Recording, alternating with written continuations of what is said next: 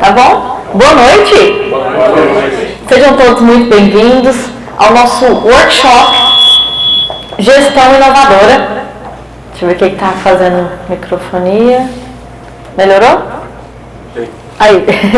Sejam todos muito bem-vindos. É uma alegria muito grande estar aqui nessa noite com vocês e participar dessa primeiro evento presencial do Eagles, juntamente com as gringas de Orlando. Então, obrigada por vocês encararem o medo de um furacão, que graças a Deus nós pedimos tanto a Deus: Senhor, sopra para outra direção, e Ele atendeu o nosso pedido. E obrigado por ter a coragem de estar aqui conosco nessa noite. Bom, gente, então hoje nós vamos abordar com vocês sobre gestão inovadora com ferramentas do Vale do Silício. Muita gente se pergunta, gente, mas o que é isso? Todo mundo fala às vezes tantas empresas do Vale do Silício. E primeiro, onde é que ficam essas empresas? Afinal, o que é esse Vale do Silício? Gente, o Vale do Silício é uma região na Califórnia, onde fica como se fosse na Grande São Francisco, que lá fica em São José, onde ficam sediadas essas empresas aqui. Olha lá tem a Universidade de Stanford, tem a garagem da HP, tem a sede da HP, a famosa garagem do Steve Jobs, a sede da Apple, a sede do Google, do Facebook, do Netflix.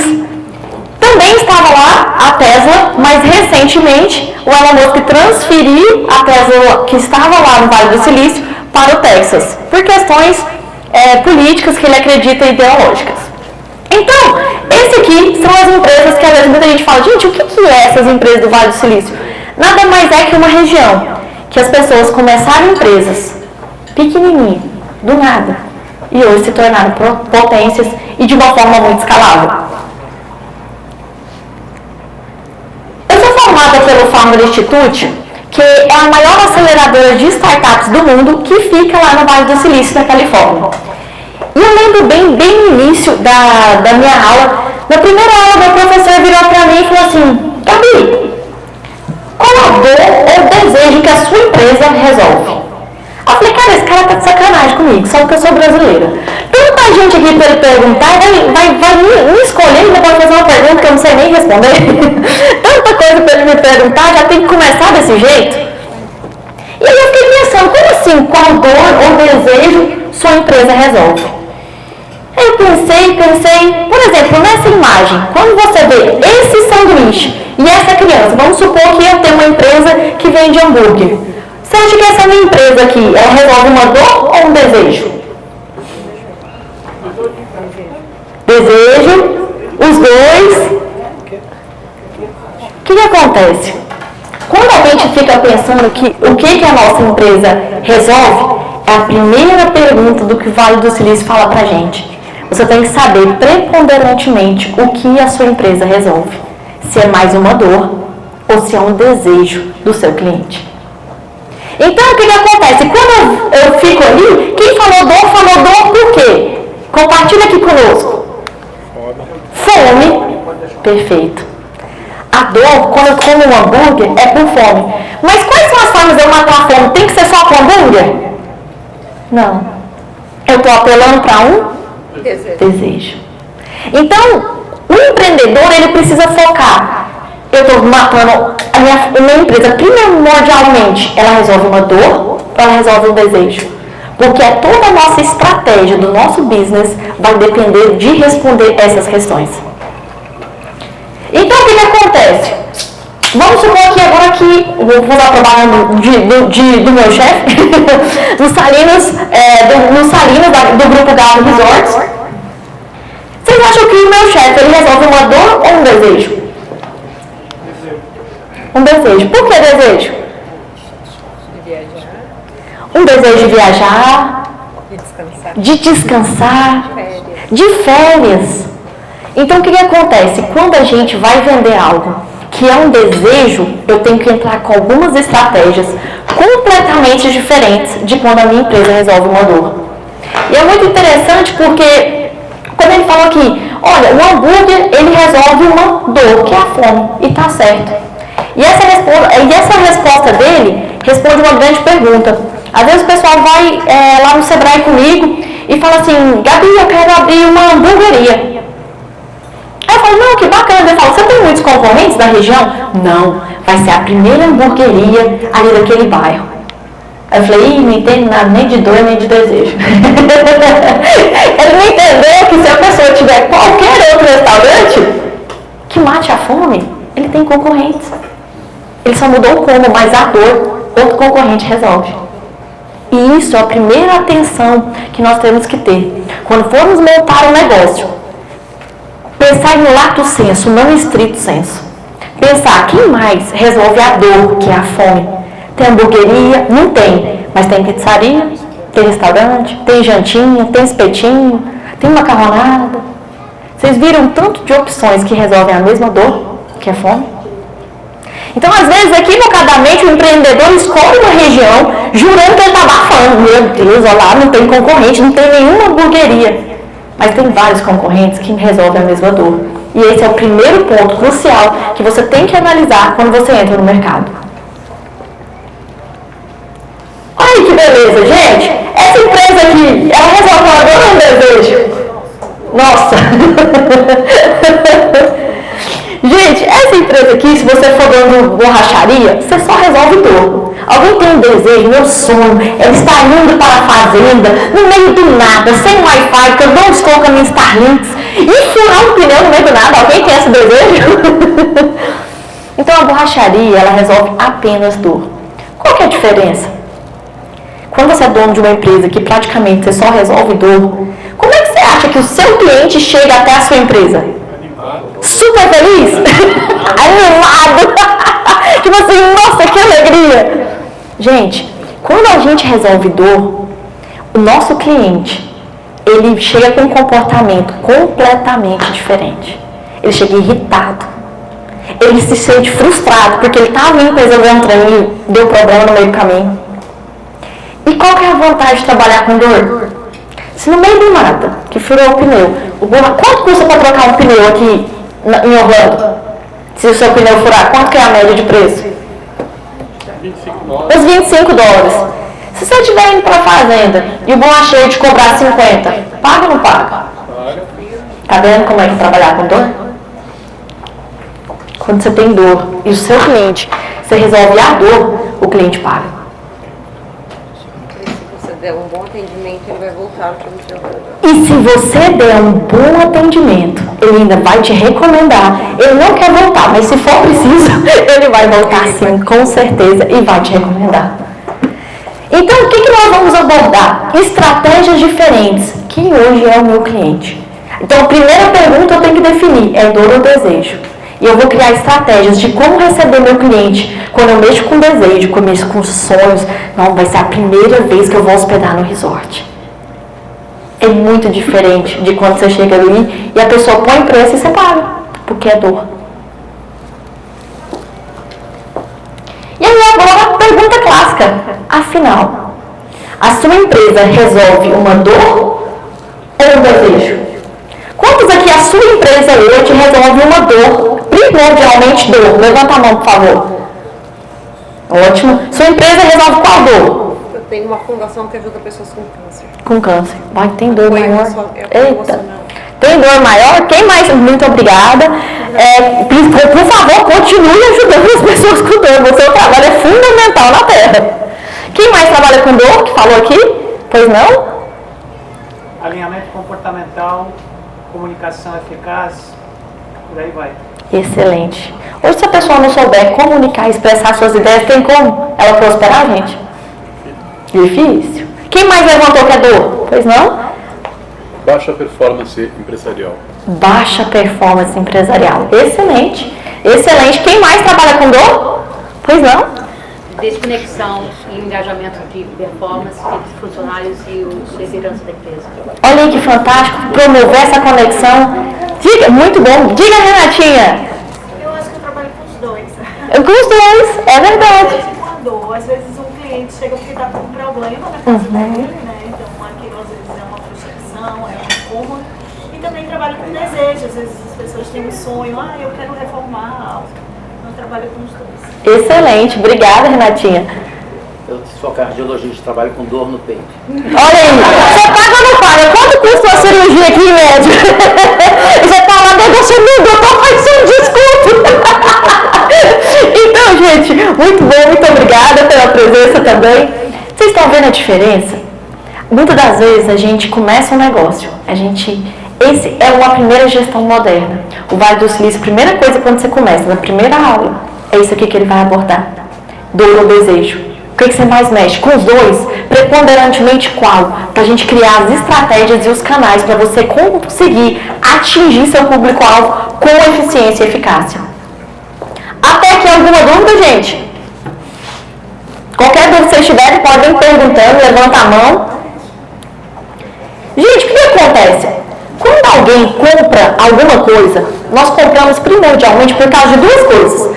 Ou porque queremos algo, ou porque precisamos de algo. Se você vê que seu cliente comprou porque ele quer algo, isso te ajuda a responder que sua empresa é preponderantemente sobre desejo.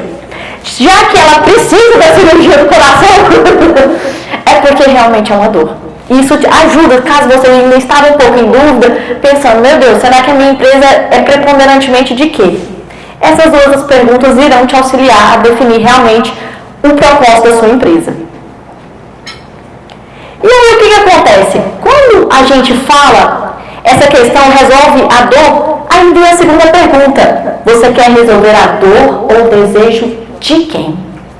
Aqui a gente já entra no segundo passo. Primeiro você já definiu se você quer dor ou desejo, mas agora eu vou te perguntar se é resolver a dor ou o desejo de quem? Por exemplo, você faz cirurgia de criança, de coração? Na verdade, cardiologista não faz cirurgia, né? Eu trato infarto, insuficiência cardíaca, pressão alta, arritmia, problemas de sopro. Quem faz cirurgia cardíaca é o cirurgião cardíaco. Tá certo. Tá bom? Desculpa. Não, tá certinho. Então vamos perguntar aqui, por exemplo, vamos supor que você atende criança? Adulto. Quando ele responde para mim que ele só atende adulto, eu pergunto, você quer resolver a dor ou desejo de quem? Só de adulto. Ele não quer resolver a dor de criança. Criança pode ter arritmia? Pode. Mas ele escolheu esse tipo de cliente? Não. Isso é persona. A persona é quando eu defino qual é o tipo de pessoa que eu quero atender a dor ou o desejo. E esse termo, ele é universal, sempre é persona. Pode ser, não importa o idioma que for falar, a ferramenta é o mesmo nome, é a persona. É a dor ou o desejo de quem você quer resolver. Isso é a segunda etapa. Vocês já pensaram a dor ou o desejo de quem você quer resolver? A persona, ela representa o seu cliente ideal. Se a gente for pensar, gente, quem que é o cliente ideal que eu quero na minha empresa? Isso é a persona. Ali você vai criar toda a estratégia, vai montar a sua estrutura, todo o seu investimento, pensando exatamente nessa pessoa. Então, por exemplo, vou passar um vídeo aqui para vocês, e eu quero que vocês prestem muita atenção, porque a gente vai analisar quem é a persona, quem é o cliente ideal desse empreendimento. Ei, bom? Eu fui para São Paulo segunda-feira, fazer uma viagem para São Paulo e foi fazer um show numa empresa lá. E eles me hospedaram num hotel muito chique, muito chique. Eu nunca fiquei no hotel tão chique. Eu tô acostumado a ficar em hotel interior, que a própria família é dona do hotel, tá vendo? Tipo, a mãe faz o café, o pai fica na recepção. É isso que eu tô acostumado. Cheguei lá no hotel, eu nem sabia como funcionavam as coisas. Tipo, a mulher fez o meu cadastro, aí falou assim, tá, aqui é sua chave. Aí eu falei, onde? Aí ela falou, aqui, ó. Eu falei, mas isso não é uma chave, é um cartão. Aí ela falou, não, isso é uma chave. Eu falei, não, isso é uma chave. Aí ela falou, olha, aqui, isso é uma chave e isso é uma chave. Onde você é, não é assim, não? Eu falei, de onde eu moro? Ela falou, é. Eu falei, onde eu moro, isso é um trem e isso é um trem também.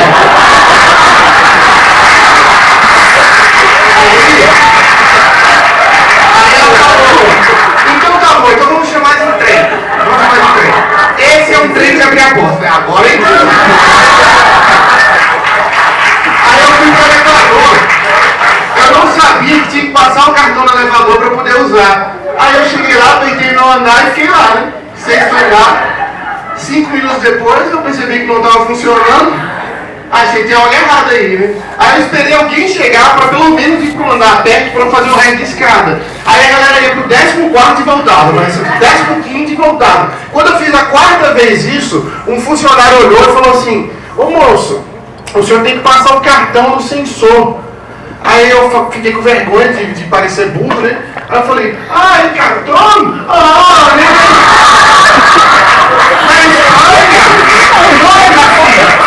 A história é usando os cartões.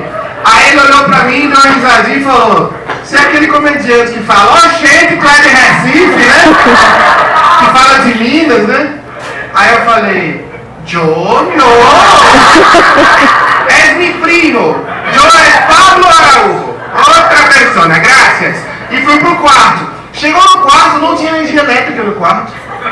Aí eu liguei na recepção e falei: ô, tá sem energia elétrica aqui, pô. Fui ligar a televisão, não tá funcionando. Que merda é essa aqui, meu irmão? Aí o cara falou: o senhor tem que colocar a chave no sensor da porta. Aí eu falei: mas a mulher não me deu uma chave, ela me deu um cartão. Aí ele falou: ah, já sei, você é o cara que tava preso no elevador. Aí eu falei: sim, Joe. Aí ele falou: tá bom, então pega o trem e põe na porta. Aí eu pus. Aí eu fui tomar café. Na hora que eu fui tomar café, eu ouvi um monte de gente falando inglês, né? Aí eu falei: quer saber? Eu falei inglês também. Peguei meu celular, aí falei, liguei pra qualquer lugar e falei: hello! Oh, yeah, Guns N' Roses. Red Hot Chili Peppers. Two and a Half Men, bye.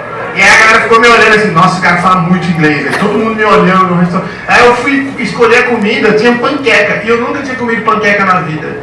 Aí eu pus 2 panquecas no prato, pus no molho e sentei. Quando eu sentei eu lembrei: eu não sei como come panqueca. Se é com a mão, com garfo, com colher. Aí eu fiquei esperando alguém comer 1h30 até alguém chegar numa panqueca pra eu ver como era. Aí eu vi uma criança pegando a panqueca assim, dobrando e pondo com a mão na boca.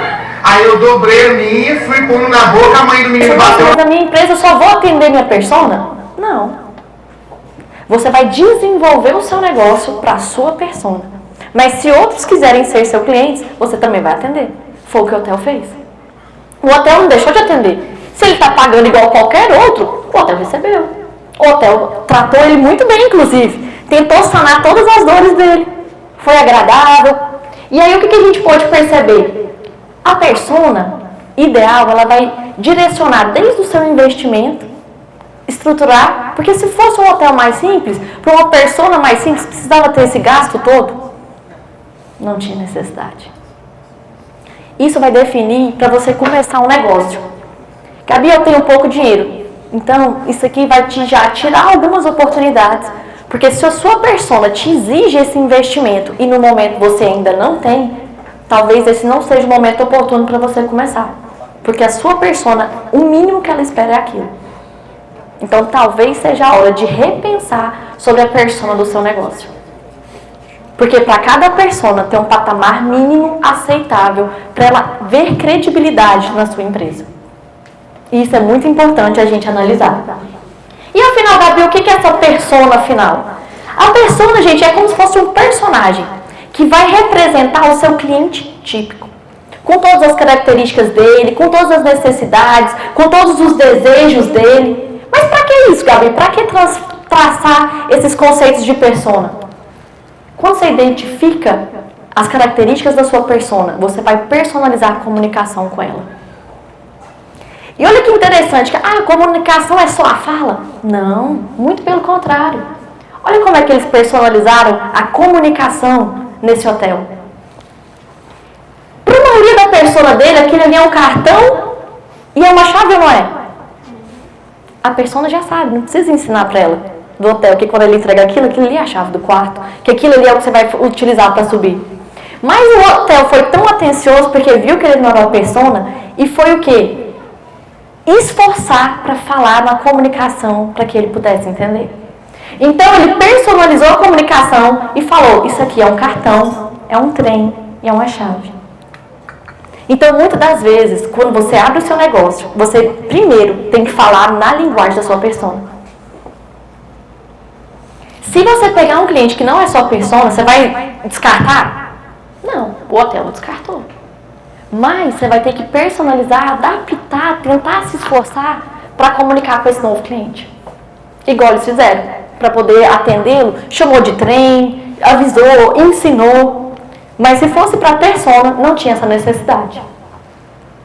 E às vezes você está com a sua empresa, falando, gente, esse trem aqui é para fazer isso. E a sua persona está olhando, o que é trem? Para que isso? Às vezes, você tem uma empresa muito boa, mas a sua comunicação não está ideal para a persona. Porque até há pouco tempo atrás, talvez você nem soubesse quem de fato é a sua persona e qual é a melhor comunicação para atingir o que ela deseja. E você perde muito tempo, você perde muita energia com a comunicação errada. Outra dúvida muito comum, mas Gabi, a empresa só pode ter uma persona? Não, a empresa pode ter várias personas. Qual que é a dificuldade? Quando a gente tem mais de uma persona, tudo é duplicado ou triplicado. Ou quantas vezes você quiser. Por quê? Para cada persona, eu vou comunicar de uma forma. Então, é marketing diferente, estratégias diferentes, layouts diferentes, embalagens, rótulos, tudo diferente. Por exemplo, a L'Oréal. A L'Oréal não tem só uma persona, mas ela tem que... Tudo isso, a comunicação, porque tudo isso é comunicação, é diferente. Por exemplo, nesse produto aqui deles, que é a linha Premium, essa série de K, o que foi estudado? Foi estudado as características dessa persona. Essa persona mais elitizada, ela gosta de algo mais clean, menos chamativo, mais discreto e com sofisticado. Então, eles criaram uma embalagem, um rótulo, para que atendesse essas características da persona. Já daquela persona do shampoo do lado de lá, ela já acha essa embalagem sem graça. Não tem glamour, não tem brilho, não tem nada chamativo. Então, se você tenta vender esse produto no supermercado, ele passa apagado. Você já viu que no shampoo, às vezes, no supermercado, é assim, um pink, um laranja, tudo cores chamativas, às vezes? Às vezes ele é branco, mas tem um trem com glitter. Por quê? Foi feito todo um estudo da persona para atender e ver o que chama a atenção dela. E você precisa fazer isso. O que tem chamado a atenção da sua persona? Às vezes você está tentando entregar uma embalagem do Elselv ouro, cobrando o preço desse série de K, e aí está virando uma bagunça. Que sua persona você não agradou e a de lá também não. Então você não tem cliente nenhum. Porque você não soube adequar a comunicação com a sua persona. Lembrando, a comunicação da persona não é o que eu gosto, é o que ela gosta. Eu posso ser dona daquela marca e vender aquele produto mais simples, mas eu posso achar super brega a embalagem, mas a minha persona gosta daquela. Eu não posso empurrar o meu gosto para o meu cliente. Eu tenho que estudar o gosto do meu cliente, da minha persona, e fazer aquilo que está direcionado para ele. Lógico, se como empresário a sua persona tiver o mesmo gosto que o seu, é mais fácil. Mas não necessariamente precisa ser assim. Você que vai escolher o seu negócio. Você já definiu a dor ou é desejo? Você já respondeu de quem você quer resolver essa dor? Se é de uma criança ou se é de um adulto? E agora, a próxima página, comunicação. Como é que você está comunicando o seu negócio? A terceira parte importante, saber comunicar. Posso ter mais de uma? Pode. Aí você tem que ter 2 rótulos, 2 produtos, 2 estratégias de marketing. É tudo duplicado. Mas não tem problema. Mas inicialmente é mais fácil você escolher uma persona. Lá no Vale do Silício eles falam, não comece complicado, simplifique. É 3 passos. E o Steve Jobs sempre fala, gente, é 3 passos para conseguir fazer qualquer funcionalidade dentro de um app. Não complica. Seja simples. Quanto mais complexo, mais difícil da sua persona entender o que você quer. E como você não tem posicionamento de mercado ainda, as pessoas não entendem a sua empresa. Comece simples. E você vai escalar. Depois você agrega produtos. Até aqui, alguma dúvida? Tá dando para acompanhar bem, gente? Sim. Sim? Eu vou passar um outro vídeo para vocês. E aí eu quero fazer o mesmo teste. Eu quero que vocês me ajudem a identificar quem é a persona. Todas as pessoas que entendem de gestão moderna, elas seguem essa escala. E para fazer a comunicação, é feito todo esse estudo que a gente faz no Vale do Silício, que vocês estão tendo a oportunidade agora de aprender. E aí sim, a gente desenvolve as propagandas e os comerciais. Fica até uma tarefa para o resto da vida. Toda vez que você assistir uma propaganda, pense, essa propaganda é para qual persona? Porque cada produto tem uma persona específica. Aquele comercial, ele é para comunicar com aquela persona. Tenta sempre identificar, porque o seu olhar vai ficar muito mais apurado em poucos meses ao fazer isso. Danone apresenta Familton e Dani. Ih, 4 da tarde, é hora do Familton. Sabe aquela fome chata que aparece para atrapalhar você?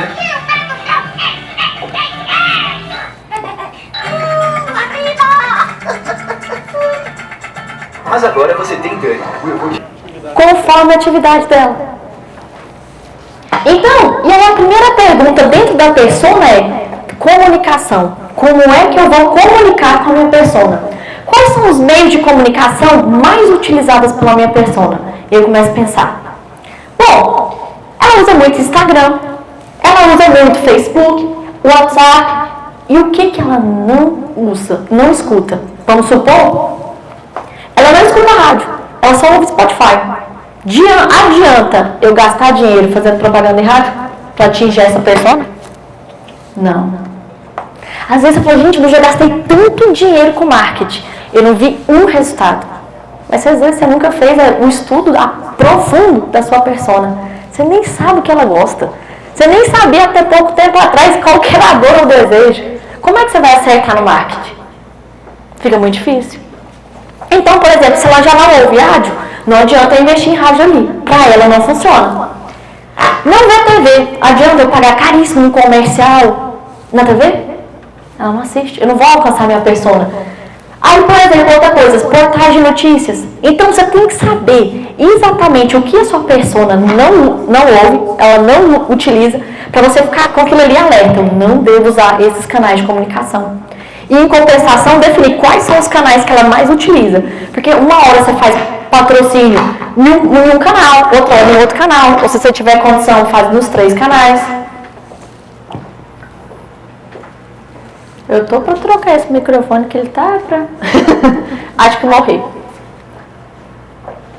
Outra coisa que a gente vai identificar na sequência. Depois que eu já defini quem é minha persona, o perfil mais ou menos etário, que região que ela costuma morar, que região que ela tá ali e a profissão dela, e definir a comunicação, a gente vai passar para problemas e desejos.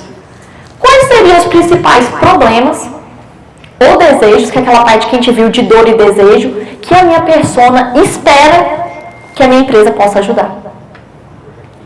Agora a gente vai entrar no posicionamento de como a minha empresa vai conseguir, de fato, ajudar essa cliente. Deixa eu só trocar esse microfone aqui. Ixi, ops.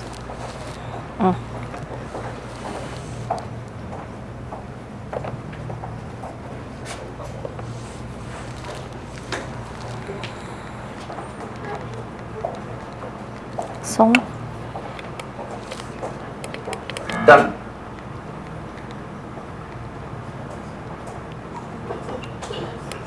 Som, teste. Aqui. E aí eu começo agora a pensar quais são os problemas ou quais são os desejos que essa minha persona tem e que a minha empresa vai conseguir, de fato, ajudá-la. Aí eu começo a pensar, qual que é o problema dessa empresária que eu escolhi ajudá-la? O problema é que ela casou há pouco tempo, se mudaram para uma casa nova, tá tudo encaixotado com os presentes que ela ganhou. Ela trabalha muito, tem uma boa remuneração, mas não tem o que, gente? Tempo. Ela não tem tempo. Então aqui eu fui em detalhes para saber quais são as dores, inclusive emocionais do meu cliente, que eu não tinha parado para pensar antes. Então eu começo a pensar quais são as dores emocionais que ela tem e que a minha empresa vai poder ajudá-la. E aí eu começo a pensar, bom, se ela tem todas essas dores e tem esse desejo de ver a casa dela arrumada, que ela não tem tempo e tudo, como que a minha empresa vai oferecer uma solução para essa persona? E eu começo a usar a criatividade. Agora é hora de criar algo interessante. Como que eu vou vender o meu serviço ou produto? eu posso criar um pacote de organização para recém-casados. Nesse meu pacote, o que eu vou fazer? Eu vou desencaixotar, eu vou organizar todas as coisas, eu vou etiquetar nas prateleiras e no guarda-roupa ali no closet o que eu vou colocar. E aí, como diferencial, eu vou colocar como? Eu vou parcelar em 3 vezes sem juros para minha cliente. O meu serviço eu vou cobrar, por exemplo, R$ 1.900, vou parcelar em 3 vezes sem juros para a cliente e vou dar um diferencial que meus concorrentes não oferecem. Eu vou dar uma planilha personalizada de compras de supermercado. Muitas das vezes, quem veio de uma família maior, às vezes que tinha 3 irmãos e tudo, estava acostumado a fazer supermercado para 5 pessoas. A mãe, o pai e os 3 filhos. É ou não é, gente? E muitas das vezes, quando a gente faz a primeira compra de supermercado, você fala na cabeça aquilo que você comprava quando você era solteiro. E você chega, faz um monte de compra de produtos necessários e vence tudo. É ou não é? Fica lá, encalhado. Então, eu já vi que essa é uma dor de uma recém-casada, que ainda não acerta direito na quantidade dos produtos.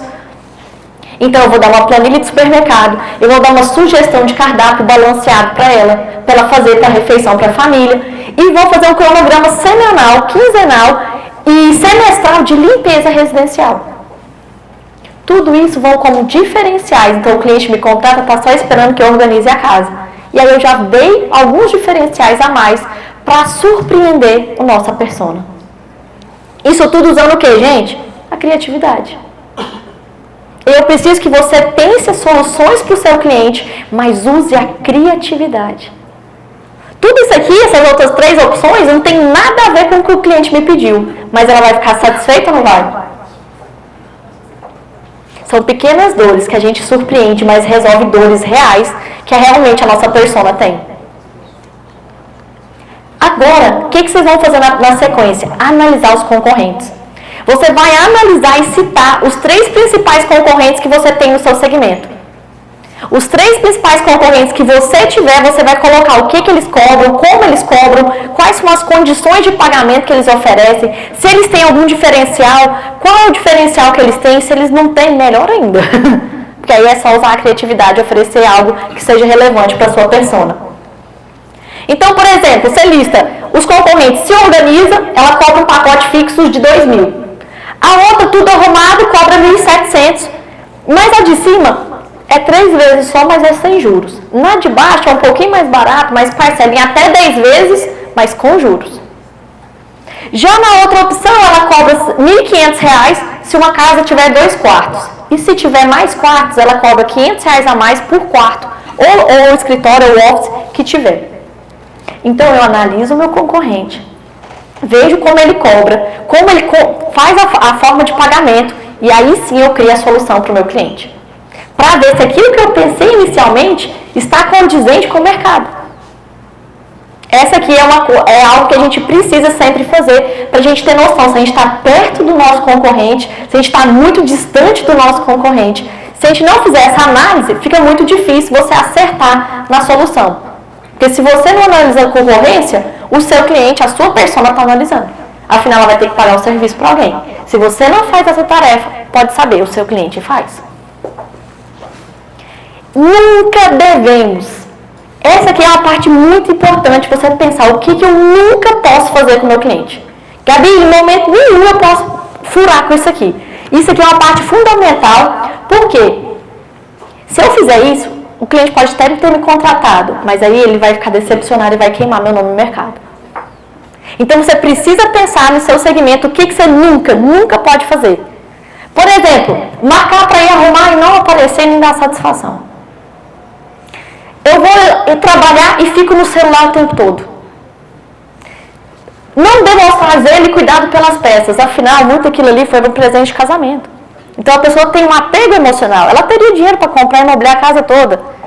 Mas foi a vozinha que está ali com 85 anos que deu aquela xícara.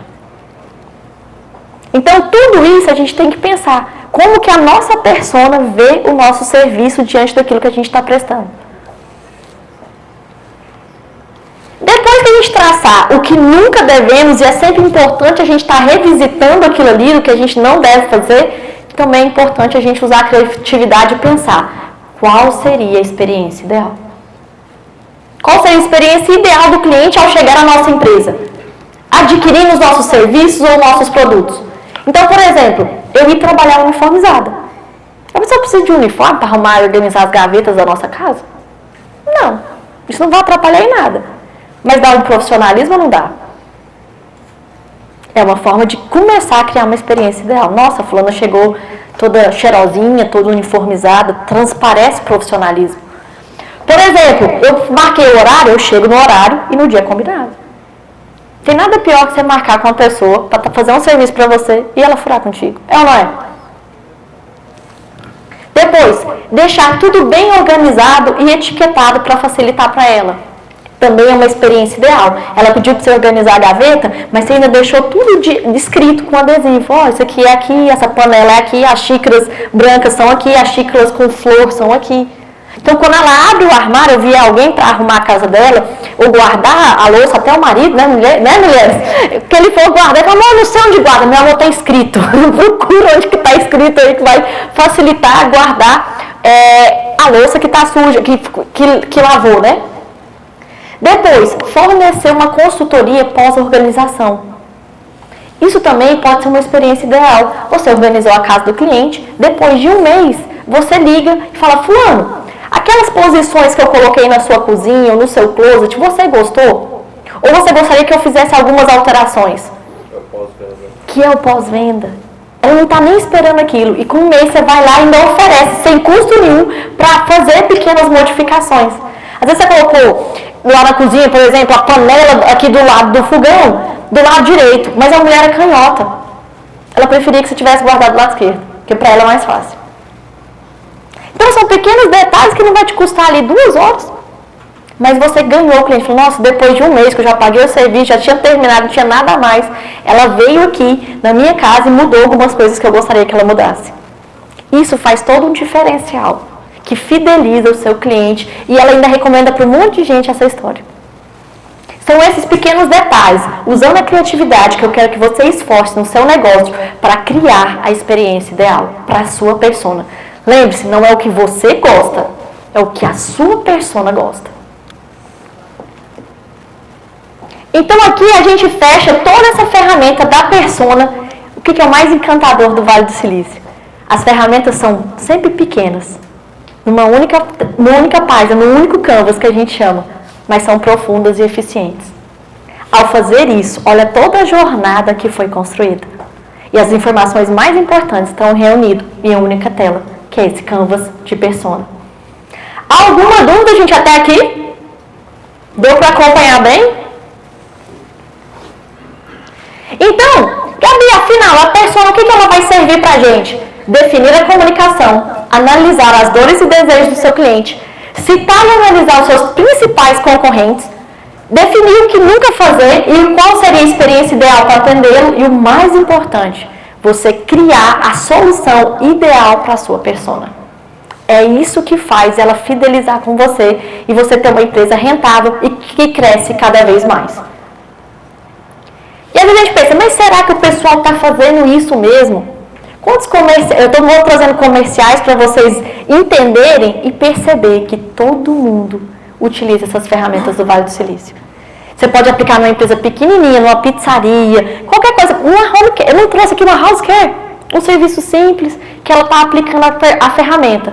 Quanto você pode aplicar essa mesma ferramenta numa Fiat da vida? Vamos ver se a Fiat sabe isso que vocês estão aprendendo hoje?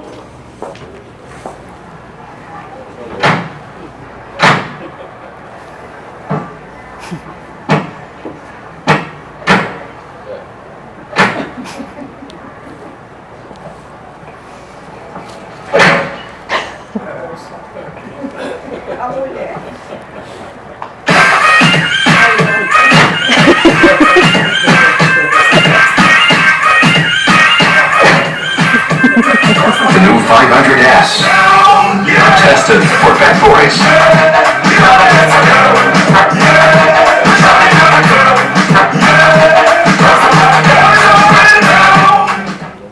E aí, gente?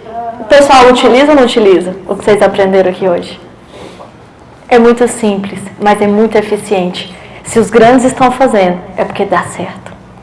E é esse conteúdo que a gente trouxe aqui para vocês entenderem. Geralmente, o que nós, assim, eu não sei se todo mundo aqui é brasileiro, mas o que a maioria dos brasileiros faz? A gente escolhe um produto ou um serviço, empurra na persona e reza para dar certo. Mas o Vale do Silício nos ensina que é completamente o contrário. Primeiro, você escolhe a dor ou o desejo de quem você quer resolver. Depois, você define a persona que você quer atender. Por último, é que você cria o produto ou serviço nessa ordem que nós ensinamos para você. Não é pegar um produto e enfiar na persona. É de fato identificar uma dor ou um desejo no mercado e falar, eu quero resolver essa dor. Mas depois de definir, eu quero resolver a dor, mas de quem?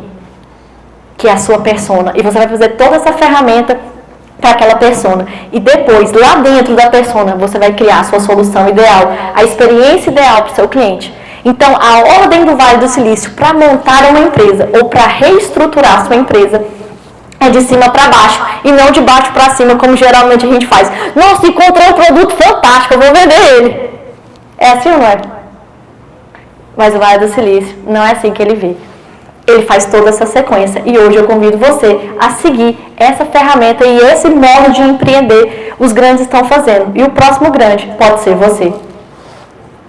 Então, nesse workshop aqui, nós vimos sobre o que é dor do cliente. Nós vimos sobre desejo do cliente. Vimos sobre a ferramenta persona do Vale do Silício. E aprendemos a criar uma solução personalizada para a nossa persona. E para encerrar, gostaria de deixar uma mensagem que diz o seguinte: Steve Jobs começou na garagem e você é preocupado como começou. Apenas continue. Meu muito obrigada.